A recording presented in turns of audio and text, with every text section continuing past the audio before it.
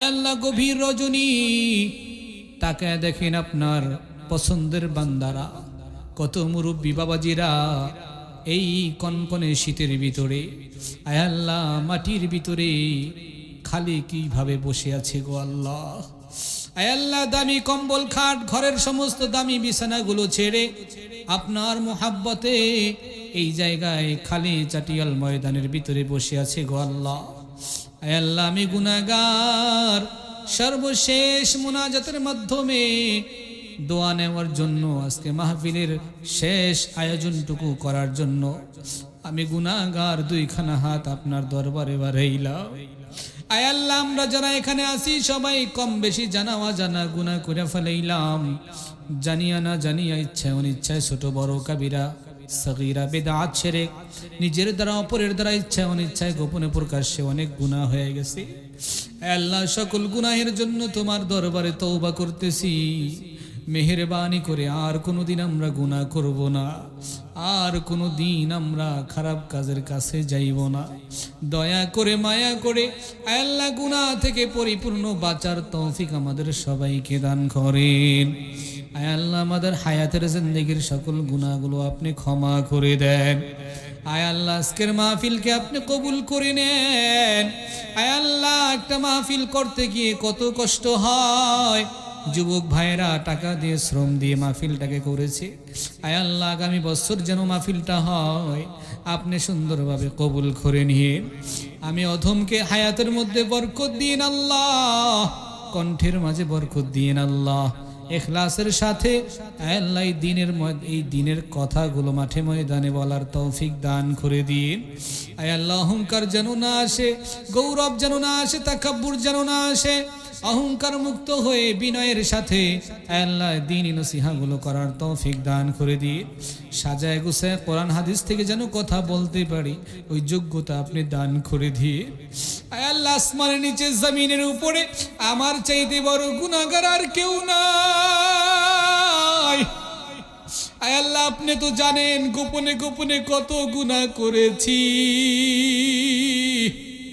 আয় আল্লাহ আমাদের গুনার খবর যদি সমাজের মানুষ জানতো, ঘরের বিবি যদি জানতো, সন্তান যদি জানতো, আমাদেরকে সম্মানের সাথে এই সমাজে বসবাস করতে দিত না রে আল্লাহ। সকল গুনাহগুলো আপনি রহমতের চাদর দিয়া ঢেকে রেখেছেন। আয় আল্লাহ গুনাহগুলো প্রকাশ করে অপমান অপদস্থ করেন না। আল্লাহ দুনিয়ার জমিনে গুনাহগুলো যেরকম আপনার রহমতের চাদর দিয়া ঢেকে আমাদেরকে সম্মানের সাথে রাখছেন, হাসরের ময়দানে তামাম নবীর তামাম উম্মতের সামনে গুনাহগুলো প্রকাশ করিয়া আমাদের কাউকে আপনি অপমান অপদস্থ করিয়েন না গো আল্লাহ।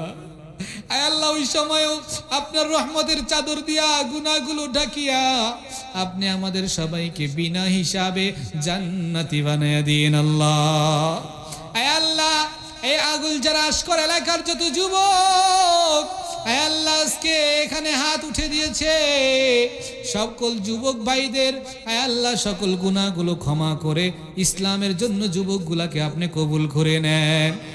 আল্লাহ বুড়া বাবাজিদেরকে কবুল করে নেন।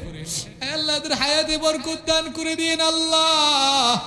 আল্লাহ এদের কত কষ্ট হয়, ঠান্ডা পানি দিয়ে ওযু করা যায় না, এরপরে ওই বুড়া বাবাজিরা ঠান্ডা পানি দিয়ে ওযু করে ফজরের নামাজ পড়তে চলে আসে রে আল্লাহ। আল্লাহ এই শীতের মধ্যে প্রচন্ড শীতে অনেক কষ্ট হয় সারা বাংলাদেশে। আল্লাহ এত প্রচুর পরিমাণ শীত পড়তেছে, আল্লাহ এরকম শীত আর কখনো দেখি নাই।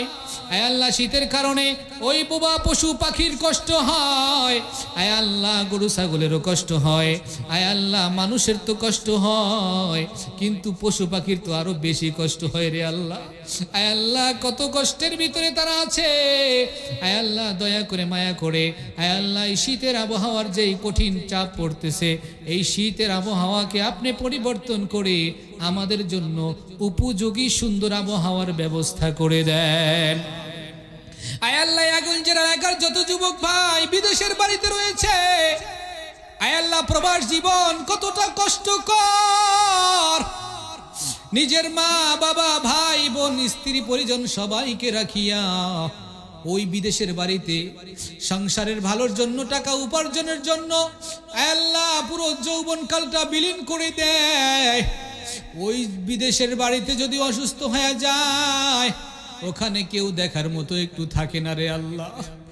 আল্লাহ জ্বরে কাতরাইতে থাকে, কেউ একটু মাথায় পানি দেওয়ার মতন থাকে না, যে যার মতো ডিউটি করতে চলে যায়।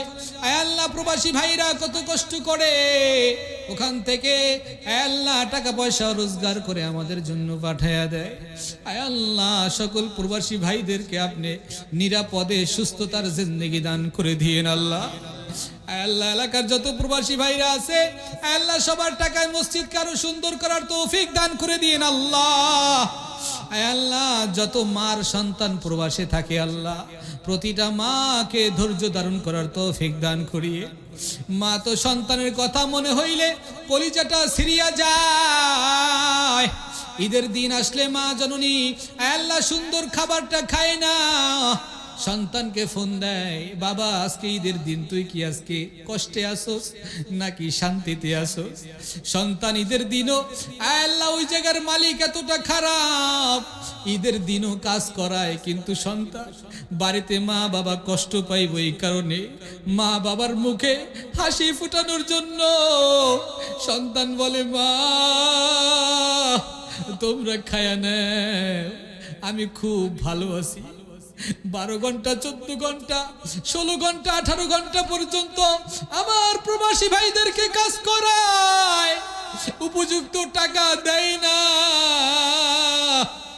মা বাবার কলিজা মানায় নেওয়া যায় না। কত সন্তান বিদেশ থেকে আসার পর মা সন্তানের গালে চুমা খায় আর বলে বাবা 5টা বছর হইল তোরে দেখি নাই, আমি মা তোরে গর্ভে ধারণ কইরা কত কষ্ট করছি, আর তোরে কত সুন্দর সুঠাম একটা দেহ নিয়ে বিদেশে পাঠাইছিলাম, এত শুকায় গেছস কেন রে বাবা? তোর চেহারা এত শুকায় গেল কেন? সন্তান হাসি মুখে বলে মা আমি এমনিতেই শুকাইছি, আমার কোনো কষ্ট হয় না। অথচ বাইরের দেশে ও অনেক কষ্ট করেছে, মা বাবাকে বুঝতে দেয় না। আয় আল্লাহ এরকম প্রবাসী ভাই যারা কষ্টে আছে তাদের সুখের জিন্দেগি আপনি দান করে দিন আল্লাহ। মা বাবাকে সবর করার তৌফিক দিয়া দিয়েন আল্লাহ। মা বাবার কলিজা ঠান্ডা করে দিয়েন আল্লাহ।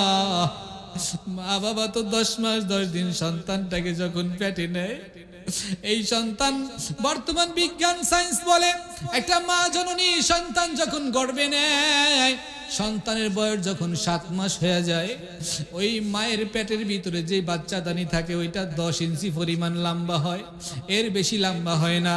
কিন্তু 7 মাস হওয়ার পর ওই বাচ্চাটা 10 ইঞ্চি পরিমাণ পরিপূর্ণ হয়ে যায়। এরপরে যখন 8 মাসে পড়ে যায় বাচ্চাটা 11 ইঞ্চি 11.5 ইঞ্চি হয়ে যায়। আস্তে আস্তে মায়ের ওই কলিজাটার ওই জায়গায় আস্তে আস্তে পা দুটো ফেরেশতারা সেট করিয়া দেয়। পা দুটো দিয়া সন্তান মায়ের কলিজাটা 1 ইঞ্চি পরিমাণ উপরে উঠে ফেলায়। মায়ের কলিজার ভিতরে এমন জোরে লাথি মারে, মাঝে মধ্যে মা জননী খানা খাইতে পারে না। আরে যুবক, তুই তো জানো না তোমার মারে ওই পেটে থাকা অবস্থায় তুমি কত কষ্ট দিয়েছো। তোমার মারে তুমি লাথি দিয়া অজ্ঞান করে ফেলাইছো, তোমার মাকে তুমি লাথি দিয়া খাবার বন্ধ করে দিয়েছো রে ভাই। আজকে কত কপাল পোড়া যুবক সেই মার সাথে ভালো আচরণ করে না, নতুন বিবাহ করিয়া বিবির কথা শুনে মারে কষ্ট দেয়, বাবারে কষ্ট দেয়। আরে যুবক, হাতেও দড়ি পায়েও দড়ি রে বাবা। এই মা বাবা যদি না থাকে আর জীবনেও কান্দা পাবি না। তুই তো জানোস না তোর মা বাবা তোর কতটা আপন। সন্তান ঢাকা এখান থেকে রওনা হয়, বাড়ির থেকে বের হওয়ার সময় মাও আস্তে আস্তে বাড়ির থেকে বের হয়। সন্তানের মায়া ভুলতে পারে না। সন্তান চাকরিতে যায় আর মা জননী পিছন দিয়ে আইসা আইসা তাকায় থাকে, আমার বাবা যাইতেছে গা, কলিজায় মানায় নিতে পারে না। রাস্তার এই পাশ থেকে মা আবার ওই পাশে যায়, গাছের আড়ালে হওয়ার কারণে সন্তানকে দেখা যায় না। এই কারণে মা রাস্তার এই পাশ থেকে ওই পাশে যাইয়া এরপরে এক নজরে সন্তানের দিকে মা জননী তাকায় থাকে।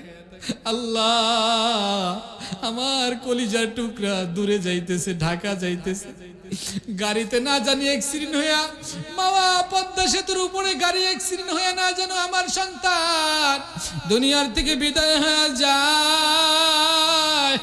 আমার কলিজার টুকরাটারে তুমি সুস্থতার সাথে ঢাকা পর্যন্ত সহি সালামতে পৌঁছায় দিও, এই দোয়া করে আর মা জননী কান্না করে। হঠাৎ করে সন্তান পিছন দিকে তাকায় দেখে যে মা ওই কাপড়ের আঁচলটা দিয়া তারপরে বুকের ভিতরে যেন কি যেন চাপা দিয়া রাখছে। আসলে মা কান্না আর রাখতে পারে না, একটা দৌড় মাইরা ঘরে যায় রুমে বসে বসে একা একা কান্না করে।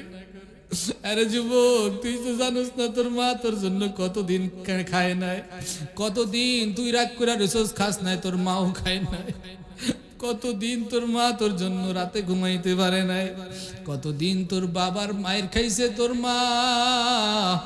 অন্যায় করছস তুই, কিন্তু তোর বাবা এসে তোর মারে মারছে। কত অন্যায়, কত কিছু সব বরদাস্ত করলো তোর মা।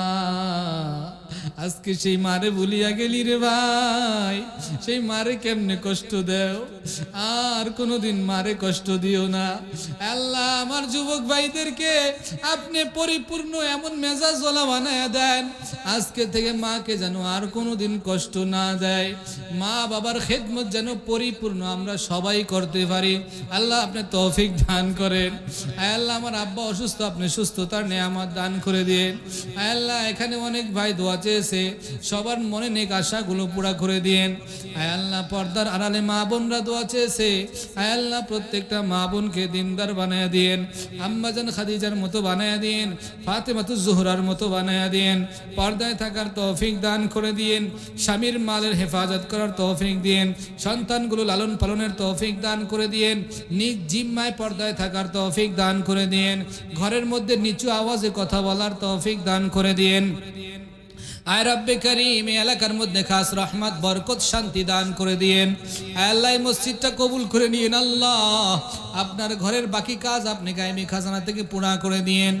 আল্লাহ, ইমাম সাহেব সহ মুসল্লি ভাইদের সবাইরে কবুল করে নিয়েন। আল্লাহ, আজকের মাহফিলের সভাপতি সহ আল্লাহ আয়োজক যারা আছে সবাইকে, শ্রোতা ভাইদের সহ সবাইকে আপনি কবুল করে নিয়েন। আল্লাহ, যেই ভাইরা টাকা দান করেছে সবার দানগুলো আপনি কবুল করে নিয়েন, যারা দিতে পারে না তাদেরকেও কবুল করে নিয়েন। আল্লাহ, এখানে এমন অনেক ভাই আছে দেওয়ার মন আছে কিন্তু টাকা পয়সা না। আল্লাহ, তুমি তো গরিব বানাইছো, আবার তুমি তো কাউকে ধনী বানাইছো রে আল্লাহ। ধনী বানানোর মালিকও তুমি, গরিব বানানোর মালিকও তুমি। আল্লাহ, আল্লাহ উভয়কেই তুমি জান্নাতের ফয়সালা করে দিও। আল্লাহ, আল্লাহ সর্বশেষ আমরা যে গুনাহ নিয়ে হাত বাড়াইলাম, এখানে কার দোয়া তোমার দরবারে কবুল হয় জানা নাই। আল্লাহ, তুমি মেহেরবানি করিয়া আমাদের সকলের হাতখানা তুমি যার হাত পছন্দ হয় তার ওসিলা করে তুমি কবুল আর মঞ্জুর করে নাও। আল্লাহ, এখানে অনেক বুড়া বাবাজি দাড়ি পাকা মুরব্বীরা আল্লাহ এখানে আছে, আল্লাহ তাদের খাতিরে তুমি আমাদেরকে ক্ষমা করে দিও। আল্লাহ, গুনাহ নিয়ে যেন কবরে না যাই। আল্লাহ, সকল গুনাহগুলো দুনিয়ায় যেন ধ্বংস হয়ে যায়, সমস্ত গুনাহগুলো যেন দুনিয়ায় তওবার মাধ্যমে সব কিছু যেন একেবারে ফিনিশ হয়ে যায়। সমস্ত গুনার জন্য তওবা করতেছি আল্লাহ, একটা গুনাহ যেন বাকি না থাকে, সকল গুনাহগুলো আপনি ক্ষমা করে দেন। আল্লাহ, আপনি যদি মাফ না করেন আল্লাহ বান্দারে, আপনার বান্দা যাবে বলেন কার ধারে। গুনাহ যত করেছি আল্লাহ গোপনে, ক্ষমা করো তুমি আল্লাহ নিজ গুণে।